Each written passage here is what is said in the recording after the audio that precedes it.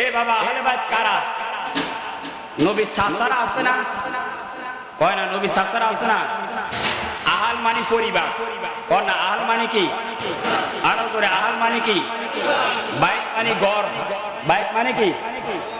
ঘরের মধ্যে যারা বসবাস করে তাদেরকে আহলে বাইত বলা হয়, অথবা ঘরের মধ্যে তাহলে ঘরের অধিবাসীকে আহলে বাইত বলা হয়।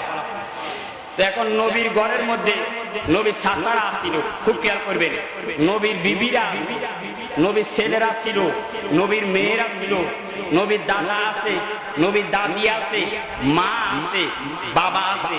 এখন সবাইকে আহলে বাইত, সবাইকে আহলে বাইত।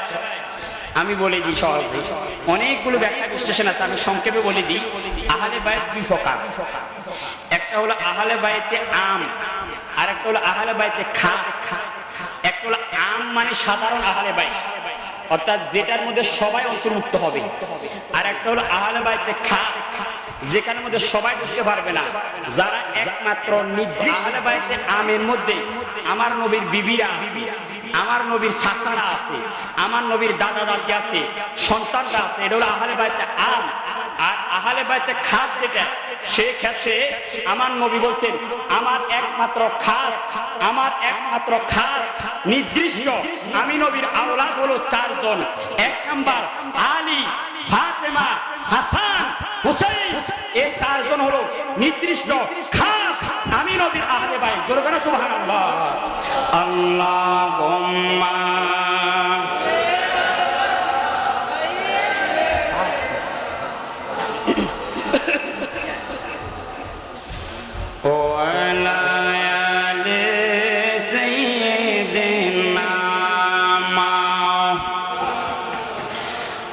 জোরে আল্লাহুম্মা, সবাই জোরে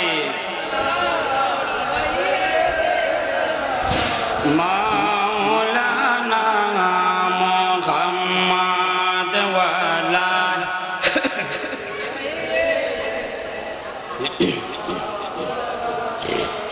গভীর মনোযোগ পাওয়ার আমার বন্ধুরা, আমার নবী বলতেছিলেন, আল্লাহ কোরআনুল কারীমের 25তম পারা সূরাতুশ শূরা, 25তম পারা সূরাতুশ শূরা, আয়াত নাম্বার 29 নাম্বার আয়াত। আল্লাহ জিবরাইলের মাধ্যমে আমার নবীর কাছে একটা আয়াত নাজিল করে দিলেন। আয়াতটা হলো, কুল, হে নবী আপনি বলে দেন, আপনার উম্মতকে আপনি বলে দেন, লা আসআলুকুম আলাইহি আজরা, ও উম্মত আমি নবী তোমাদের জন্য বদরের ময়দানে কত কষ্ট করলাম, এই উম্মত উহুদের ময়দানে আমি দান শহীদ করে দিলাম, তাইফের ময়দানে আমি নবীজির রক্ত মোবারক আমি কোরবান করলাম। উম্মত কত কষ্ট করলাম, কত ত্যাগ দিলাম, কত পরিশ্রম করলাম তোমাদের কাছে।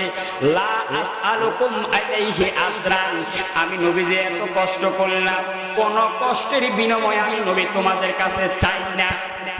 আচ্ছা, আমার নবীর 1 সেকেন্ডের কষ্টের বিনিময়ে আমরা কি কখনো দিতে পারবো?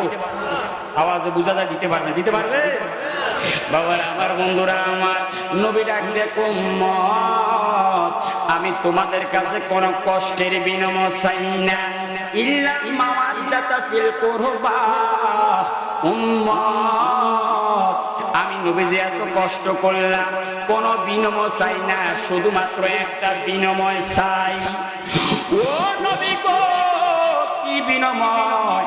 মদিনার নবী ডাক দিয়া কয়, মাওয়াদ্দাতা ফিল কুরবা, আমি নবীজির নিকটবর্তী যারা আওলাদ আছে, আমি নবীর নিকটবর্তী যারা বংশধর আছে, ওই নিকটবর্তী বংশধরের ভালোবাসাটা আমি নবী তোমাদের কাছে চাই। জোরে বলেন সুবহানাল্লাহ।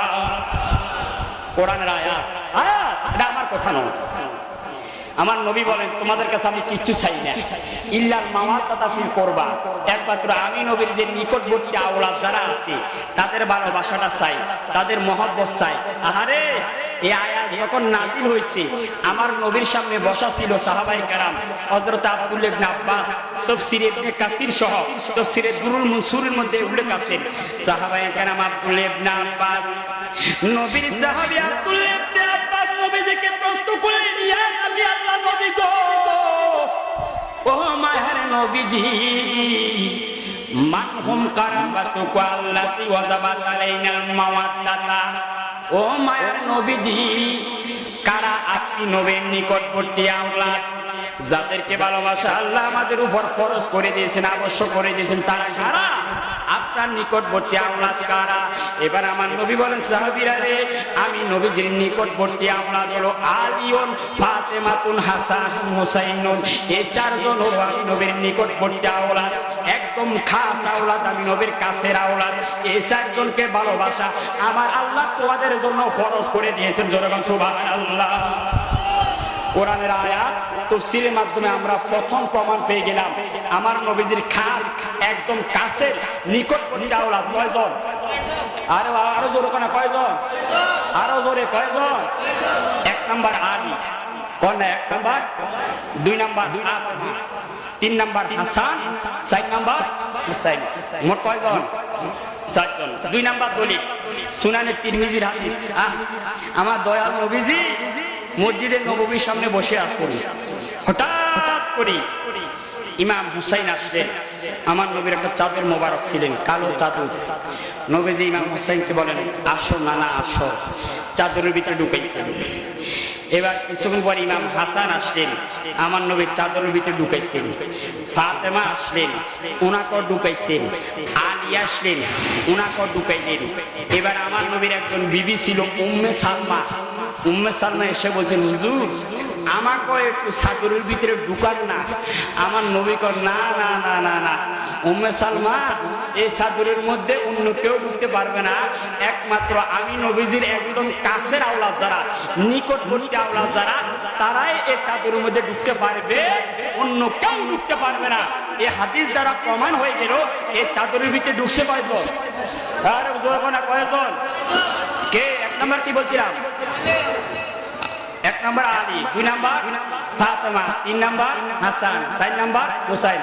তার মানে এই দলিলের মাধ্যমে, এটার মাধ্যমে প্রমাণ হয়ে গেল আমার নবী কাছের আওলাদ কয়জন? আরো জোরে কয়জন? দুই নাম্বার দলিল গেল। তিন নাম্বার খুব খেয়াল করবেন, হাদিসে মুবাহালা। হাদিসে মুবাহালা, হাদিসে মুবাহালা মানে কি জানেননি? ইহুদিরা কয়, কাফেররা কয় এ মুহাম্মদ সাল্লাল্লাহু আলাইহি ওয়াসাল্লাম, এ মুহাম্মদ তুমি সত্যের উপর নাই। আমার নবী কয় না এ কাফের, ওরা সত্যের উপর নাই। এভাবে যখন তর্ক করতেছেন আল্লাহ কয় হাবিব নবী গো আপনি তাদেরকে এইভাবে বলা দরকার নাই। ফানাদু আপনা আনা ওয়া আপনা আকুম, ও নবী আপনি কাফেরদেরকে কোন তারা তাদের সন্তানদেরকে নিয়ে খোলা ময়দানে আসুক, আর আপনি নবী আপনার সন্তানদেরকে নিয়ে খোলা ময়দানে যাবেন। যাওয়ার পরে দুই পক্ষে আমি আল্লাহর কাছে দোয়া করবেন, যারা হকের উপর আছে আমি তাদেরকে রক্ষা করব, আর যারা হকের উপর নাই আমি আল্লাহ তাদেরকে ধ্বংস করে দিব। এবার আমার নবী কয় এ কাফেররা রাজি আছো ময়দানে যাবে? কাফেররা কয় হ্যাঁ ঠিক আছে যাবো যাবো যাবো। পরের দিন সকালবেলা আমার নবী চলে গেলেন, নবীর আওলাদ হাসান, হুসাইন, আলী, ফাতেমাকে নিয়ে গেলেন।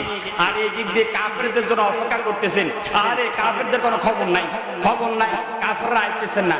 কাফেররা ভালো করে জানেন তারা যে হকের উপর নাই। আমার নবী যখন দেখলেন কাফেররা আসতেছে না, তখন আমার দয়াল নবী আর কি করবেন? সহিহ মুসলিমের হাদিস, বাবু ফাদাইল আহলিল বাইত, আহলে বাইত, ফাদাইল আহলে বাইত, সহিহ মুসলিম শরীফের হাদিস 2424 নম্বর হাদিস। আমার নবী এবার আমার নবী ডাকলেন ইমাম হাসানকে, ইমাম হাসান আসলেন। আমার নবী চাদরের ভিতরে ইমাম হাসানকে ঢুকাইলেন। সোম্মা জাআল হুসাইনু, এবার হুসাইন আসলো। ফাযাখালা মাহু, হুসাইন কয়ে চাদরের ভিতরে সাথে ঢুকাইলেন।